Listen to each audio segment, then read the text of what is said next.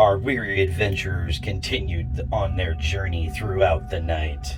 As daybreak was still a few hours away, they could see that they were almost to their destination. Across the barren wasteland, just ahead on the road, they could begin to see the torchlights atop the town gates. But then, suddenly, a stick could be heard snapping in the distance. Roll for initiative.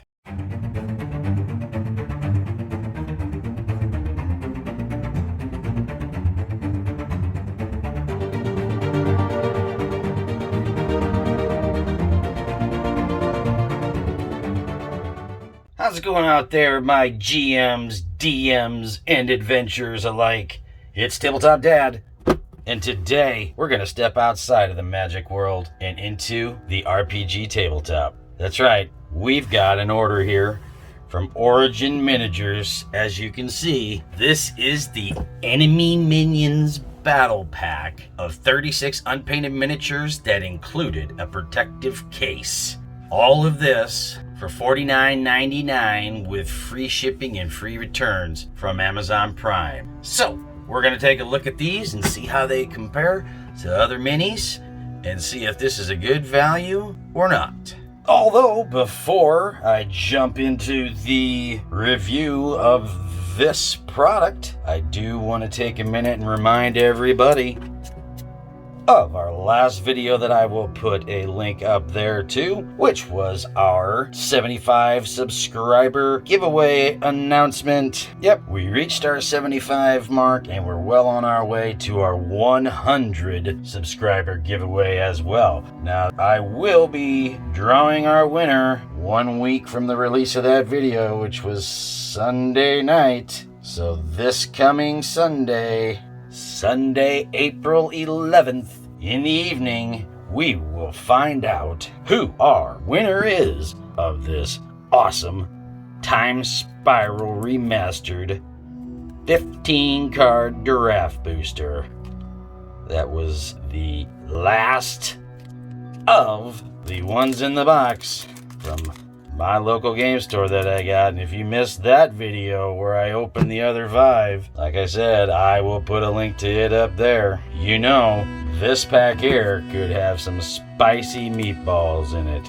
So we'll pick our winner on Sunday, April 11th, and we're gonna crack this guy open so everybody out there knows what they could have been a part of. Now, let's move on to our review of our Origin Miniatures Enemy Minions Battle Pack. As you can see here, we've got a nice magnetized storage case.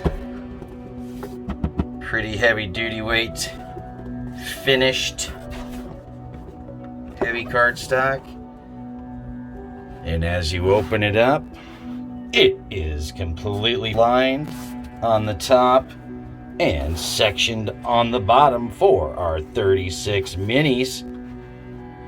Now, these miniatures are of 6 fantasy races of orcs, dark elves, zombies, skeletons, bandits, and goblins. And there's 12 unique characters, so there's 3 of each design.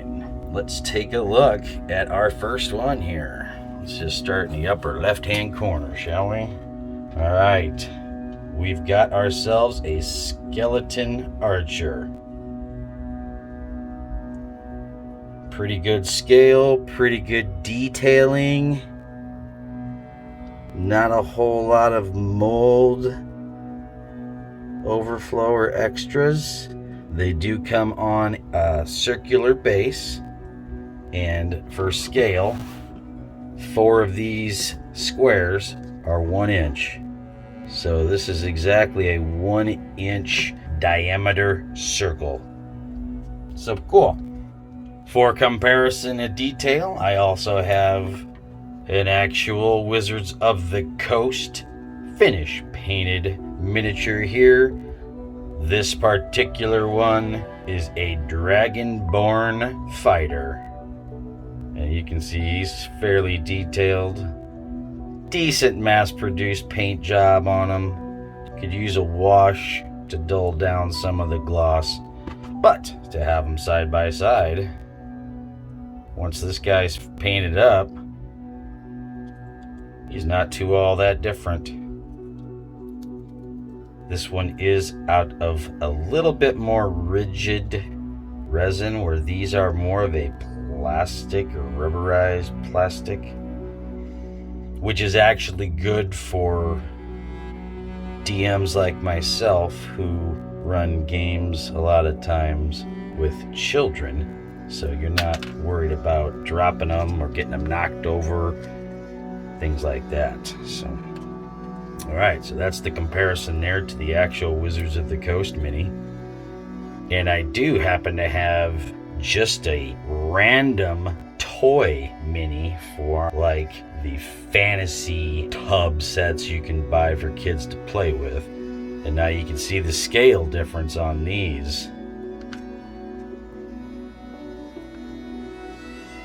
You can see the true 28mm scale, whereas the lesser expensive toy figure miniature is probably more on the lines of a 30 or 32mm scale. Quite a bit larger, especially for, as you can see, this one's a fairy. You would expect a fairy to be much smaller than these two figures. So, give you an idea there.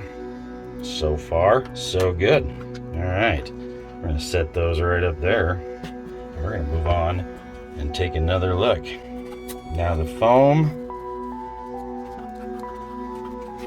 pretty good. Not too shabby at all. Alright. Let's take a look at some of our other figures here. This particular one looks like a dark elf sorceress with a staff. And you can see there's actually some texture on the basing of some cobblestone broken away there, if that shows up on the camera. Now, I did film this one in a little higher resolution this time. Hopefully some of these details will come through. We got ourselves a goblin archer now. Very cool. And as you can see, compared to the dark elf, they got the scale pretty good. Height-wise, he's a much smaller creature. Alright. Got a dark elf fighter here with a nice flowing overcoat. Double sheath for his sword on the back, and his hair is actually flowing out there too. So yeah, overall pretty solid detailing on these. Just kind of run through these. This looks like one of the bandits. Very nice. Got a scimitar on that one.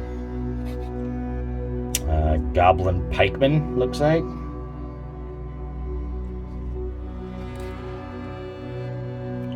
Chubby zombie. It's pretty cool. He's got his shirtless there, torn flesh, and then his bottoms are ruffled and wrinkled.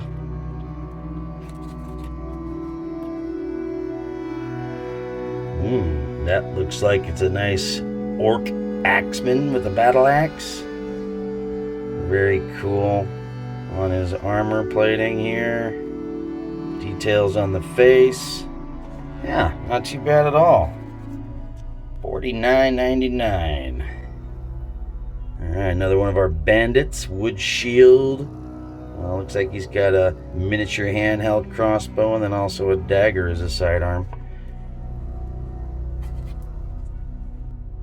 Traditional walker zombie. Missing a hand. That's pretty cool details. Another one of those, another one of the scimitar guy, another one of the dual wield. Orcs down here. Zombies can go there. And the bandit. And our dark elves. Alright, switch these around a little bit. There's our other axeman. We got another staff. There's our third one, and that actually works just fine for me because they can have different paint jobs on them. and represent different players. Another Goblin Pikeman. Double Sworded Orc. He's a big bruiser. Skeletal Archer.